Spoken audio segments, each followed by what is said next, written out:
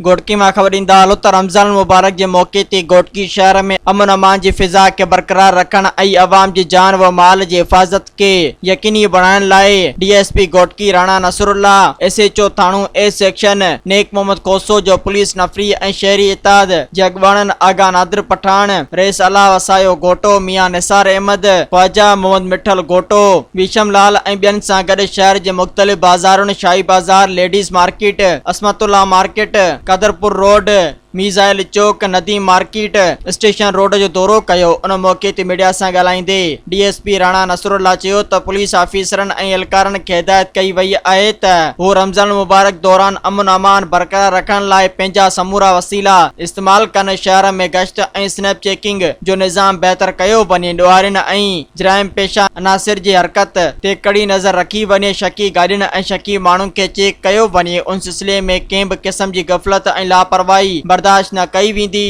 हिन चयो त शहर में अमन अमान बरकरार रखण लाइ पुलिस पारां शहर जे मेन बाज़ारुनि ऐं चौराहनि ते ईद कैंप क़ाइम कई वेंदी, जिते शहरी पंहिंजूं शिकायतूं दर्ज कराए सघंदा, जंहिं ते फौरी कार्रवाई कई वेंदी। हिन समूरियुनि मार्केटुनि जे सदर ऐं शहरी इताद जे अॻवाननि खे चयो त पुलिस इंफॉर्मेशन नेटवर्क के इस्तेमाल कंदे ॾोहनि ते ज़ाब्तो आणण लाइ पुलिस सां ताउन कनि, जॾहिं त शहरी इताद जे अॻवाननि पुलिस खे पंहिंजी मुकमिल ताउन जो यकीन ॾियारियो। के हवाले से ये है कि मैं बहैसियत DSP घोटकी और मेरे साथ ये हैं SHO Nek Mohammad Khoso A section Ghotki.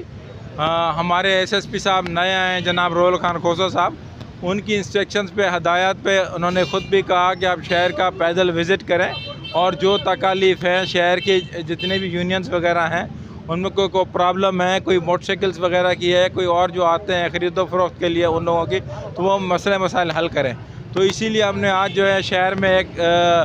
Eid camp भी लगा रहे हैं और ईगल्स वगैरह भी बढ़ा रहे हैं और पैदल गश्त, पैदल पेट्रोलिंग जो है वो फुट पेट्रोलिंग वो भी करवा रहे हैं शहर में। और भी जो मसले मसाइल हैं वहाँ बंदा एक बिठाएंगे कैंप पे, पुलिस कैंप पे बैठा होगा और उनके साथ ईगल भी खड़ी होगी कि फ़ौरन मसला मसाइल हल करें। कोई भी कंप्लेन होगी तो वहाँ दर्ज कराएँ। सर ये इस टाइम फ़िलहाल तो एक कैंप यहाँ मेन बाज़ार में लगेगी, एक मेन बाज़ार में लगेगी और एक उसके अलावा जो है दूसरा इसमें नेशनल बैंक वाले रोड पे लगेगी और तीसरी एक और हम जो मुनासिब जगह है वहाँ लगाएंगे, सहूलत मिले और इजी अप्रोच हो ताकि उन्हीं वक्त उसी टाइम फौरी मसला मसाइल हल करें। ट्रैफिक के लिए हम आज सब जो भी हैं यहाँ के यूनियंस वाले भी हैं या शहरी इताद वाले हैं उनके साथ मिल के स्ट्रेटजी बना रहे हैं कि अब हमने दोनों ने इसीलिए पैदल विज़िट भी किया है, उन इलाकों का भी किया है जहाँ ट्रैफिक का फुकदान बहुत ज़्यादा है,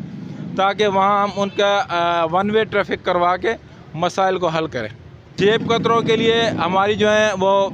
चल रही है। आज भी हमने जो है 2 पिक पॉकेटर बंदे जो पकड़े हैं, जेब कतरे पकड़े हैं और उनके लिए उनकी रिपोर्ट्स वगैरह भी ले रहे हैं, उनको बंदों को शनाख्त भी करवा रहे हैं। और शहर में भी मैंने उनको कहा है जो भी जेब कतरे हैं उनके लिए हमने ये प्रोग्राम बनाया है कि उनको फ़ोटोज़ वगैरह निकाल के जो हमारे पास पड़े हुए हैं वो फ़ोटोज़ हम चौकों में लगा देते हैं ताकि इस किस्म के जो लोग हैं उनसे आम पब्लिक भी होशियार रहे। मैडम जी तव्हांखे साहब DSP साहब ब्रीफ किया है, मकसद असांजे बाला ऑफिसर साहबान जो SSP साहब जो जेका पॉलिसी है वो असां हेठि लेवल ते इम्प्लीमेंट करणु था चाहियूं। SSP साहब जो हुकुम है तो जेतिरो थी सके माण्हुनि खे रिलीफ ॾियो, माण्हुनि जा मसाइल हल कयो and control the crime, law and order situation खे कंट्रोल में रखो। उन सिलसिले में ही असांजो मकसद इहो ई आहे त जीअं माण्हुनि में सेंस ऑफ सिक्योरिटी पैदा थिए, जिनके काफ़ी परेशानी हुई लॉ एंड ऑर्डर जे मसइले सां, ॿियो जेके मसाला आहिनि, असां हे पैदल गश्त शहर में करे माण्हुनि खे इहो मैसेज ॾियणु था चाहियूं त जेके उन्हनि जा मसाला आहिनि उहे असां ताईं पहुचनि ऐं उन्हनि खे दरवाज़े ते दुकाननि ते उते असां रिलीफ ॾियूं, उन जा मसाला हल कयूं। उन जे करे असां सभिनी दोस्तनि सां पिया था मिलूं, शहरनि सां, माण्हुनि सां, ताकी जो उन जेके प्रॉब्लम आहिनि उहे असां ताईं पहुचनि, उहे हल थी वञनि जीअं उन्हनि जी दर ते। DSP साहब, SHO साहब, असां सॼी शहर जा माण्हू, समाजी माण्हू साण गॾु करे असां विज़िट कयो आहे शहर जी ऐं शहर जी इंतज़ामात खे ॾिठा आहिनि। ईद जे मौक़े ते, रमज़ान मौक़े ते जनाब SSP साहब जे हुकुम ते असां तमामु सुठो ताउन करनि था ऐं असांजा इंतज़ाम तमामु बहितरीन था थियनि। असां तमामु घणा मतमइनो हिन में तमामु शुक्रगुज़ार आहियूं DSP साहब जा, SHO साहब जा, जन विज़िट कई आहे, पंध विज़िट कई अथऊं घोटकी अमन अमान जे हवाले सां, इन्हनि जी महिरबानी। Thank U. असां बहैसियत शहरी मुतमैन आहियूं DSP साहब ऐं SHO A सेक्शन घोटकी मां, त हू शहर में निकिरी आहिनि अहिड़े ईद जे माहौल में तमामु बहितरीन कमु कयो। मशगूर आहियूं SSP जनाब रोयल खोसो साहब सां, जन हे तमामु ॾाढी सुठी टीम असांखे घोटकी में ॾिनी आहे। जनाब DSP राणा नसरुल्ला साहब, SHO नेक मोहम्मद खोसो साहब। हूअं त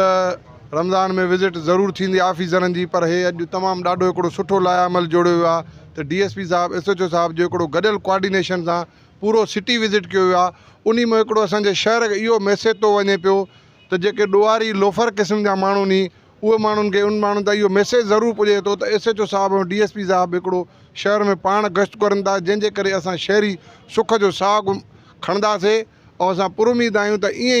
असांजे शहर में अमुन रहंदो ऐं SHO DSP साहब जो शहरनि सां कोऑर्डिनेशन रहंदो। मज़ीद ख़बरनि ऐं तफ़सीलात लाइ विज़िट कयो असांजी वेबसाइट www.awamiNewsHD.com ऐं ॾिसंदा रहो अवामी न्यूज़ HD।